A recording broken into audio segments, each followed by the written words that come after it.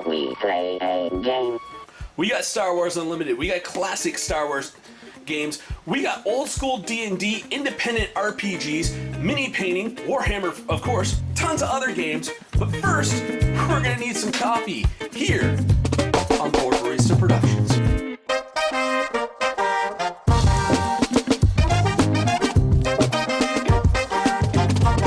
Hey everybody, welcome to Retro Review. I'm Fen. I'm Tanya.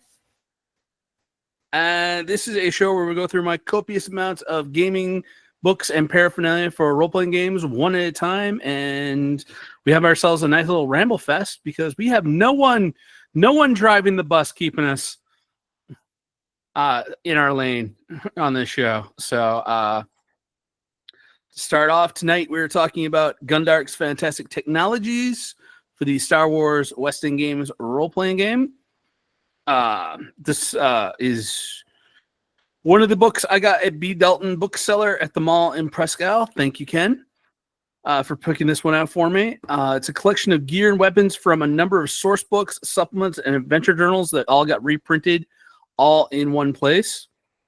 So basically, like if it had shown up somewhere else and they're like, oh, we haven't printed that in a really long time, and it's some cool personal gear. So yeah, you got like projectile weapons, melee weapons, energy weapon. You got all your weapons, armor and armor attachments, some modes of transportation, restraining devices, miscellaneous tools and equipment, survival gear. Like a lot of the armor and armor attachments and the restraints, those are all stuff that were printed in the Galaxy Guide for Bounty Hunters. Okay. So it just let you have access to some stuff that, like, hey, you might have missed out on buying this book or getting this issue of the Adventure Journal. So we'll just put this stuff in here, easy, organized for you to just look at. This was kind of like the equivalent of the Encyclopedia Magica for second edition D&D, where they took a bunch of all the magical items out of the Dragon magazines and other modules and stuff and put them all together to be like, hey, we know you don't buy everything, but if you want to have access to all the cool magic toys, buy just these 4 books. So this was get all the gear in one spot book for West End Games. Some of my favorite pieces of gear out of this book is the Deck Sweeper Blaster. So it is basically like, so Deck Sweeper in like not medieval, but in like pirate days was just a gun that was designed to like shoot like birdshot all across the deck. Hit as many people as you can, incapacitate them. This is kind of the same thing. It looks like a blaster that they put a motion sensor for an outdoor light onto the end of, so it would just angle out the stun beam to hit everybody.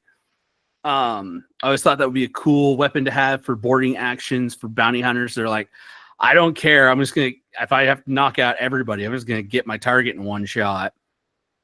So it's 45-degree arc.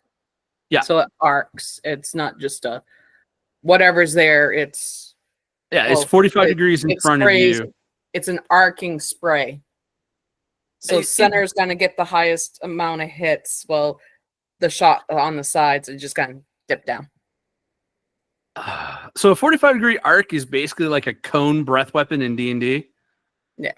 So if you're looking at like the standard grid map, you hit the square directly in front of you, and then the 3 squares across behind that, and then it fans out to 5, then it fans out. It's not saying that in the book, but it's kind of like, it's basically that kind of, it basically turns a blaster into a breath weapon. Yeah. Yeah. It's a slow rate of fire. Yeah, it takes because you're discharging such a big blast of energy at one point. It's the whole thing of like the gun actually has to cycle through to power back up, because you're basically like, boom, and then it's like, okay, bud, we need to recharge here. but you just hit everything, almost everything in front of you down the corridor. So, do you really need to recharge if you just stunned everybody that's in that general direction? Well, it has max of like 10-foot range, or 10 meters. Sorry, 10 meters. That's 30 feet. And if you're in a corridor, a corridor is going to be like, okay, that's about 30, maybe 60 feet. So you run up, shoot, and everybody falls down. Then you have the other guy on your team who's got the other one, runs up, shoots everybody that's like behind 30 feet behind those people you just dropped. So are we going to be able to buy this at one of the ports we're near so that way I can give one to my pilot and I have one? And then we do that? Possibly. We get the credits to buy them. We do have true. credits. You guys do have the credits to start buying some gear. So possibly. Or the gambler. The gambler might want one too.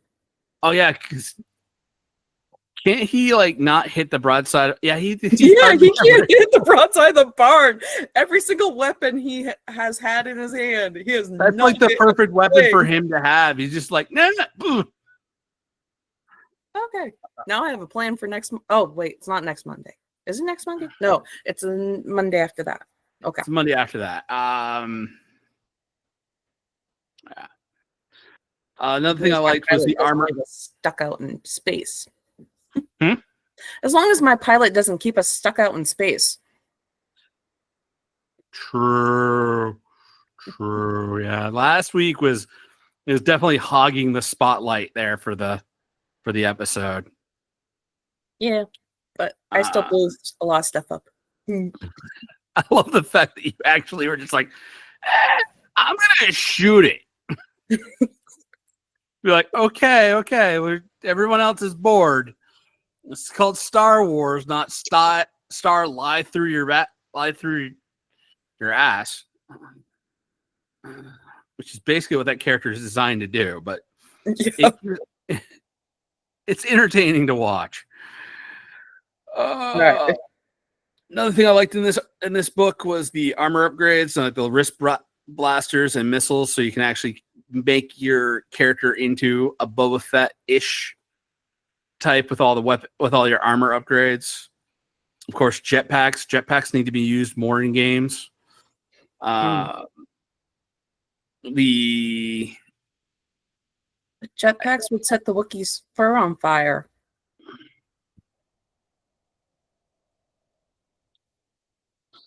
Well, it's the whole thing of like it's Star Wars. Boba Fett wore a cape and a jetpack and never caught himself on fire. We play fast and loose with the laws of physics at times. But yeah,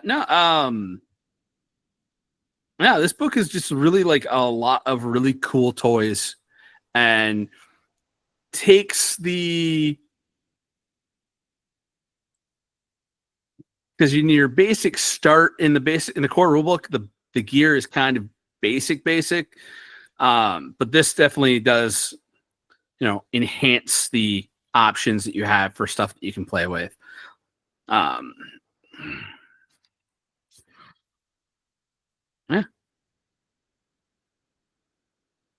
Anything that you saw that was really cool when you were skimming through?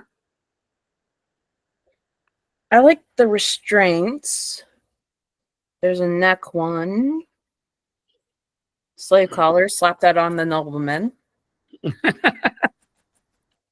Give him a little buzz every time that he's like acting out and not letting people do what they want to do.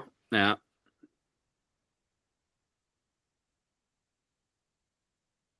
No, actually, I like the whole weapons cache that they got going on. It's like we really need to have access to better weapons.